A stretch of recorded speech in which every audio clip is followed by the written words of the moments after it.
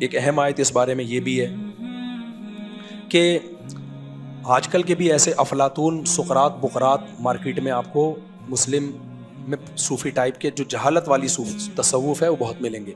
اپنی طرف سے نا اسلام کا ایک معیار بنایا ہوا ہے, یہ بہت ملے گا آپ کو. جو مذہب کی حقیقی تعلیمات ہیں ان کو ہم نے کیا کر دیا ہے, چھوڑ دیا ہے. جو حقیقی تعلیمات, چند رسومات کا نام کیا ہے, مذہب. ربیع الاول میں یہ کر لو, تیجے میں یہ کر لو, فلانے میں یہ کر لو, ڈمکانے میں یہ کر لو.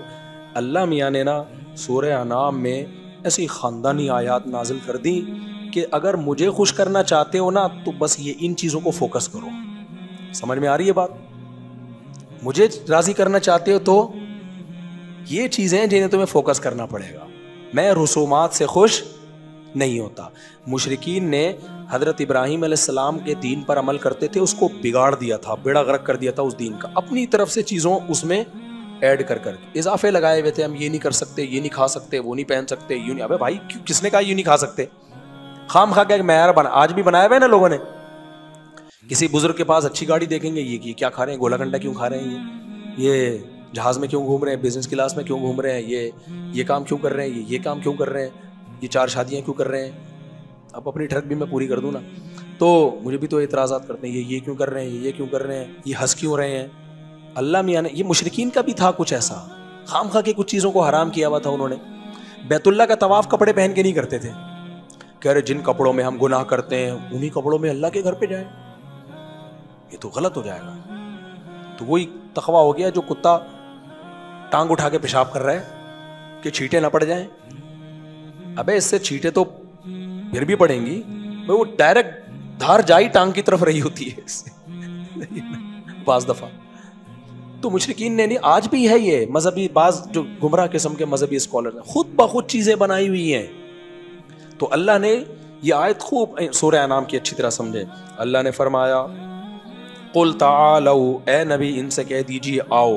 جیسے کوئی کنفیوژن میں ہوتا ہے نا کہ بھئی اللہ کن چیزوں سے خوش ہوتا ہے, اسلام ہم سے کیا چاہتا ہے, تو اے نبی آپ ان سے کہہ دیجیے آؤ میں تمہیں بتاتا ہوں کیا انداز ہے قرآن کا سمجھا. ابے ادھر آ میں تجھے سمجھاتا ہوں یار. جیسے بندہ کنفیوژن میں ہو نا, اس کو پتہ ہی نہیں کل امتحان میں کیا کیا سوال آئیں گے, 5 ایئرس پیپر لے کے بیٹھا ہوا ہے نا, تو کوئی ایگزامینر آ جائے جس نے پیپر دیکھا ہوا ہو پہلے سے, وہ دیکھ رہا ہے یار اس بچے نے پورے سال محنت کی لیکن اس کو سمجھ میں نہیں آ رہا یہ والا سوال آئے گا کہ وہ والا آئے گا کہ یہ والا آئے گا وہ والا. کہہ گا ادھر آ میں تیری ٹینشن سمجھ گیا, میں بتاتا ہوں یہ سوال آئیں گے, راٹا لگا کے یاد کر, پاس ہو جائے گا. سندھ میں تو فی الحال یہی سسٹم چل رہا ہے, ٹھیک ہے نا. تو اللہ میاں نے بھی یہی بتایا. اللہ میاں چاہتے ہیں کہ جو امتحان کا پیپر اللہ نے جنت میں جانے کے لیے رکھا ہے, اللہ نے وہ پیپر پہلے سے کیا کر دیا, اناؤنس, اور قرآن میں بیان کر دیا تاکہ سارے 100 نمبر سے پاس ہو جائیں.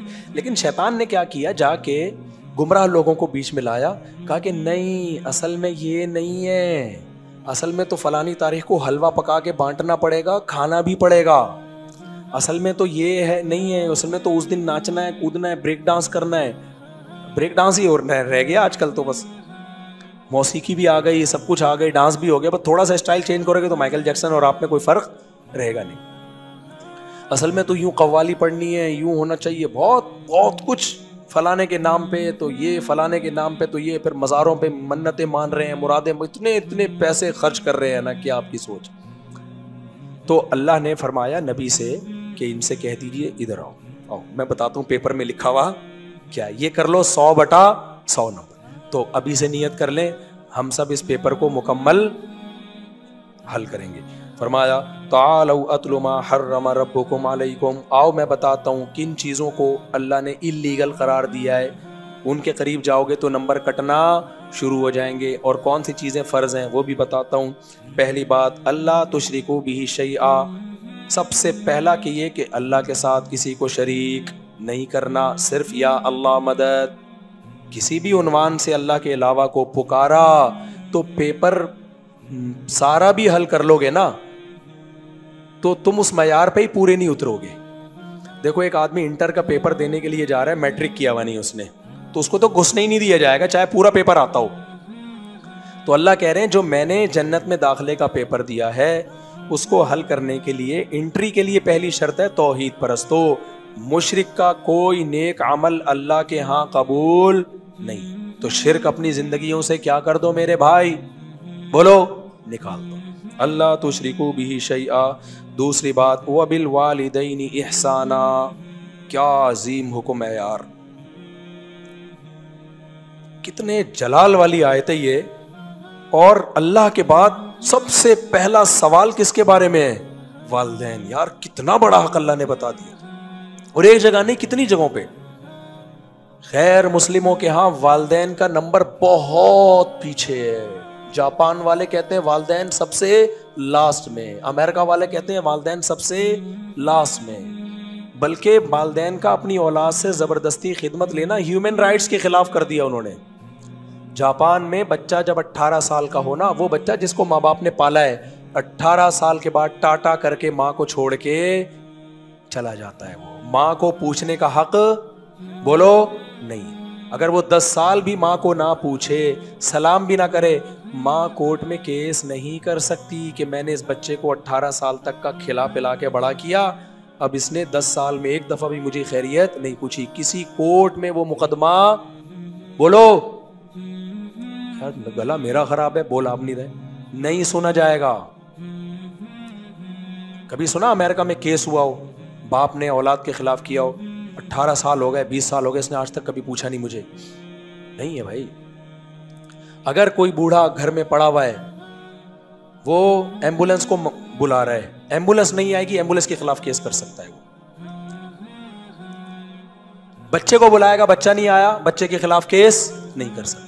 تو اللہ کو پتا تھا یہ دنیا مادہ پرست ہے, جو سب سے بڑے محسن ہے پہلے اللہ کو یہ اپنی ڈکشنری سے نکالیں گے, نکال دیا. اللہ کا کوئی حقوق ہے دنیا میں کہیں بھی؟ ختم. اسلام نے دیا اللہ کا حق. اسلام چور کا ہاتھ کاٹنے کا حکم دیتا ہے, یہ کس کا حق ہے؟ اللہ کا. یہی وجہ ہے کہ جو معاف کر دے نا پھر بھی ہاتھ کٹے گا چور کا, کیونکہ اللہ کہتے ہیں میرا حق ہے. نہیں آئی میرا خیال ہے بات. دیکھو زید کو کیوں چور بناؤں؟ تو زید کوئی بیٹھا ہوا ہے, آپ کا نام ہے زید. ایک آدمی نے دوسرے آدمی کی چوری کی اور کیس لے گیا کورٹ میں اور کہا اس نے چوری کی ہے, گواہوں سے ثابت کر دیا. جب ہو گیا ثابت, اب کورٹ فیصلہ سنا دے کہ اس کا ہاتھ کٹے گا. اب یہ کہتا ہے سر میں ہاتھ نہیں کٹوانا چاہتا. کورٹ کہے گی یہ لا کس کا ہے بھائی؟ اللہ کا. اللہ کا حق ہے, ہاتھ کاٹنا پڑے گا. تو اسلامی حکومت ہوگی نا, اس میں اللہ کے بھی رائٹس ہیں. تبھی تو نبی نے فرمایا تھا اگر میری بیٹی فاطمہ بھی چوری کرتی میں اس کا بھی ہاتھ کاٹتا. کیوں؟ یہ رائٹ کس کا ہے؟ نہیں کریں گے اللہ نہیں چھوڑے گا. تبھی قرآن کہتا ہے جو شخص زنا کرے, لڑکا ہو یا لڑکی, کمارا ہو, تو 100 کوڑے مارو. اب انسان کو ترس آتا ہے یار, غلطی ہو گئی معاف کر دیں.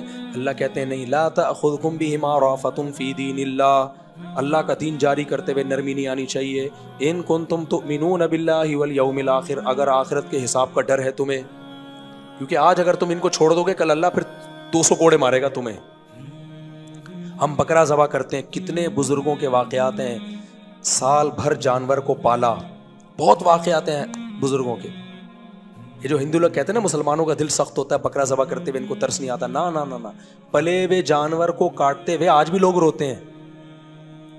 اور بڑے بڑے بزرگوں کے واقعات ہیں کہ جب وہ اپنا پالا ہوا جانور کاٹ رہے تھے آنکھوں سے آنسو بہ رہے تھے. ابراہیم علیہ السلام کیا خوشی خوشی کاٹ رہے تھے اپنے بیٹے کو. لیکن بات کیا ہے کہ بھائی اللہ کے کیا ہیں کچھ حقوق ہیں, اس کے آگے کسی کی نہیں چلتی. یہی فرق ہے ایک سیکولر اسٹیٹ میں اور ایک اسلامک اسٹیٹ میں, کہ اسلامک اسٹیٹ اللہ کے آرڈر کے آگے وہ کہتی ہے بھائی اب یہ گاڈ کا فیصلہ ہے, اب ہم اس میں ہماری رائے کا اعتبار نہیں ہے. سمجھتے ہو کہ نہیں سمجھتے؟ تو اور بہت سارے اس پہ احکام ہیں جہاں اللہ نے آرڈر دیا وہاں پیچھے نہیں ہٹ سکتے.